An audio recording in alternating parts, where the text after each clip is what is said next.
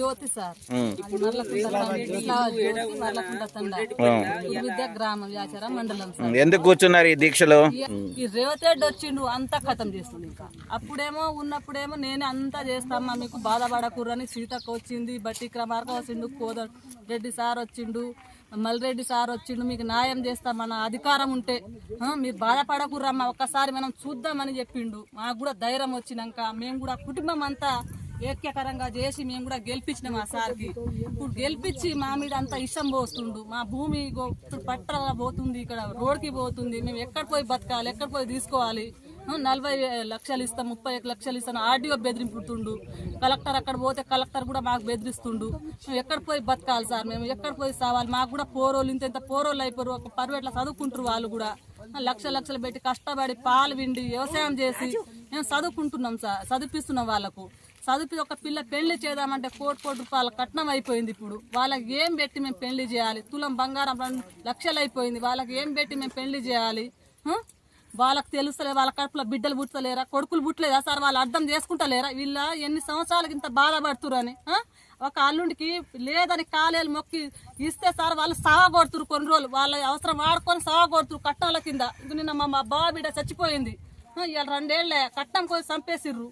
మేము కూడా మా పిల్లలు మా లోతు అయిపోయారు సార్. పెళ్లి చేద్దామంటే 1 రూపాయి లేదు. ఇన్ని సంవత్సరాలేమో పాలు విండో వ్యవసాయం చేసో చదివించినాం. ఇప్పుడు పెళ్లి చేయాలంటే ఎట్లా చేయాలి? మా భూమి జోలికి ఆయన రావద్దు. మేము కష్టపడి ముత్తాతలకు వెళ్ళి మా భూమి వచ్చింది.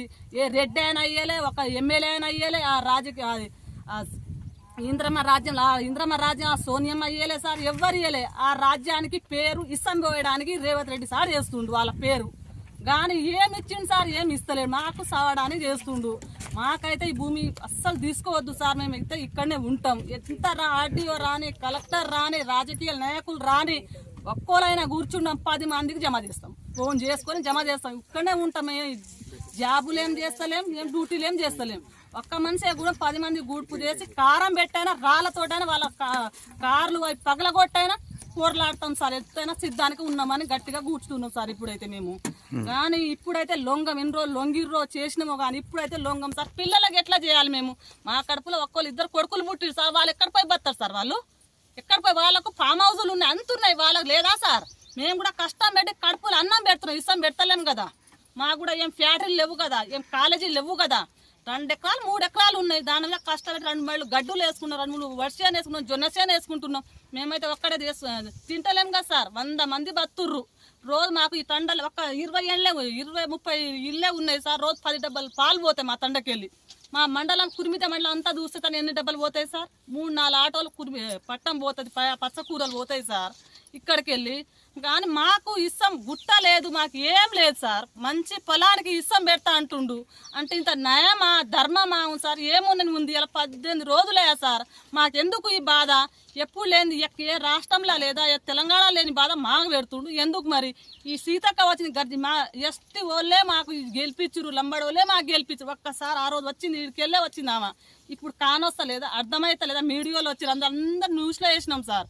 ఒక్కరోజైనా వచ్చి ఎందుకమ్మా ఇంత బాధ ఎందుకు? నేను ఉండా కదా ఈ రోజు లేదా సార్ నోట్ల మాట? అప్పుడు వచ్చినప్పుడు రాజకీయంలో లేనప్పుడేమో మాట ఉండే, ఇప్పుడేమో ఎక్కడ పోయింది? నోరు ఆగిపోయిందా? నోరు చెడిపోయిందా? అది ఈ నాయకులు ఎవరిది లేదా సార్? ఇప్పుడు మేము సావడానికి ఉన్నామా ఏమున్నామో ఆ మేడానికి, ఆ ఎమ్మెల్యేకు అంతకీ తెలియాలి. ఆ మల్రెడ్డి సార్కి కూడా 10 మలకలు పోయినాం సార్. ఆవులు పోతే కూడా మేము చూసుకున్న ఆవులకి వాళ్ళకి తోలిస్తున్నాం. అంటే ఫోన్లు అన్ని పోయిర్రు తిరిగి ఇప్పుడు ఏమైనా కానీ సార్ ఇక్కడనే ఉంటాం సార్. ఇప్పుడు ఇక్కడున్న మా భూమి మీద ఎవరైనా వస్తే మేము దాడికైనా సిద్ధం ఉన్నామని కూర్చుంటున్నాం సార్. అయితే ఏమైనా కానీ మా పోరోళ్ళకైనా ఎవరికైనా ఆవుల కాడికి తోలుతా, ఆడవాళ్ళ మొగలు అయితే ఇక్కడనే కూర్చుంటాం సార్. రైట్ అమ్మా. జ్యోతి సార్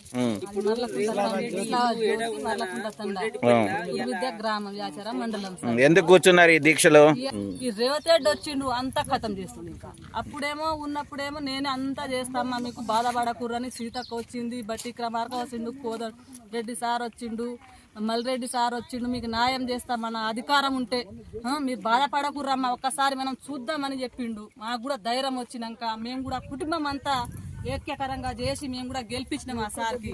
ఇప్పుడు గెలిపించి మా మీద అంతా ఇష్టం పోస్తుండు. మా భూమి పట్ల పోతుంది, ఇక్కడ రోడ్కి పోతుంది, మేము ఎక్కడ పోయి బతకాలి, ఎక్కడ పోయి తీసుకోవాలి, 40 లక్షలు ఇస్తాం, 30 లక్షలు ఇస్తాను ఆర్డీఓ బెదిరింపుతుండు. కలెక్టర్ అక్కడ పోతే కలెక్టర్ కూడా మాకు బెదిరిస్తుండు. మేము ఎక్కడ పోయి బతకాలి సార్, మేము ఎక్కడ పోయి సావాలి? మాకు కూడా పోరోళ్ళు ఇంత పోరోళ్ళు అయిపోరు, ఒక పర్వేట్లా చదువుకుంటారు వాళ్ళు కూడా. లక్షలు పెట్టి కష్టపడి పాలు విండి వ్యవసాయం చేసి మేము చదువుకుంటున్నాం సార్, చదివిస్తున్నాం వాళ్ళకు. చదివి ఒక పిల్ల పెళ్లి చేద్దామంటే కోటి రూపాయల కట్నం అయిపోయింది. ఇప్పుడు వాళ్ళకి ఏం పెట్టి మేము పెళ్లి చేయాలి? తులం బంగారం 2 లక్షలు అయిపోయింది. వాళ్ళకి ఏం పెట్టి మేము పెళ్లి చేయాలి? వాళ్ళకి తెలుస్తలే, వాళ్ళ కడుపులో బిడ్డలు పుట్టలేరా, కొడుకులు పుట్టలేదా సార్? వాళ్ళు అర్థం చేసుకుంటలేరా వీళ్ళ ఎన్ని సంవత్సరాలకి ఇంత బాధపడుతురని? ఒక అల్లుండికి లేదని కాలేలు మొక్కి ఇస్తే సార్ వాళ్ళు సాగొడుతురు. కొన్ని రోజులు వాళ్ళ అవసరం వాడుకొని సాగొడుతురు కట్నాల కింద. నిన్న మా బావ బిడ్డ చచ్చిపోయింది, ఇవాళ 2 ఏళ్ళే కట్నం కోసం చంపేసిర్రు. మేము కూడా మా పిల్లలు మా లోతు అయిపోయారు సార్. పెళ్లి చేద్దామంటే 1 రూపాయి లేదు. ఇన్ని సంవత్సరాలేమో పాలు విండో వ్యవసాయం చేసో చదివించినాం. ఇప్పుడు పెళ్లి చేయాలంటే ఎట్లా చేయాలి? మా భూమి జోలికి ఆయన రావద్దు. మేము కష్టపడి ముత్తాతలకు వెళ్ళి మా భూమి వచ్చింది. ఏ రెడ్డి అయినా అయ్యలే, ఒక ఎమ్మెల్యే అయినా అయ్యలే, ఆ రాజకీయ ఇంద్రమ్మ రాజ్యం ఆ సోనియమ్మ అయ్యలే సార్, ఎవ్వరు ఇయ్యలే. ఆ రాజ్యానికి పేరు ఇసం పోయడానికి రేవంత్ రెడ్డి సార్ చేస్తుండు వాళ్ళ పేరు.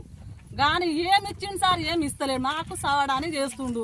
మాకైతే ఈ భూమి అస్సలు తీసుకోవద్దు సార్. మేము అయితే ఇక్కడనే ఉంటాం. ఎంత ఆర్డీఓ రాని, కలెక్టర్ రాని, రాజకీయ నాయకులు రాని, ఒక్కోలైనా కూర్చున్నాం 10 మందికి జమ చేస్తాం. ఫోన్ చేసుకొని జమ చేస్తాం. ఇక్కడనే ఉంటాం.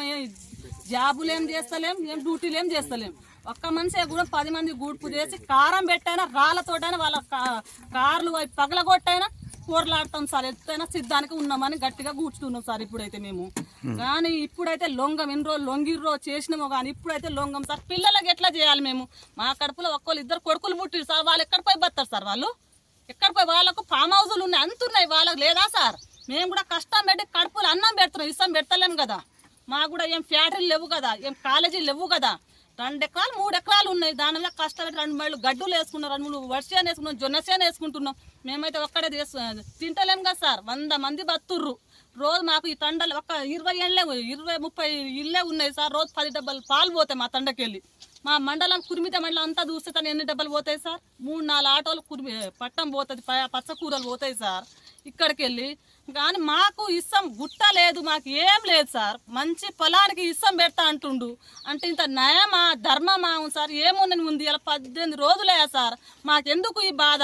ఎప్పుడు లేని ఏ రాష్ట్రంలో లేదా తెలంగాణ లేని బాధ మాకు పెడుతుండు ఎందుకు మరి?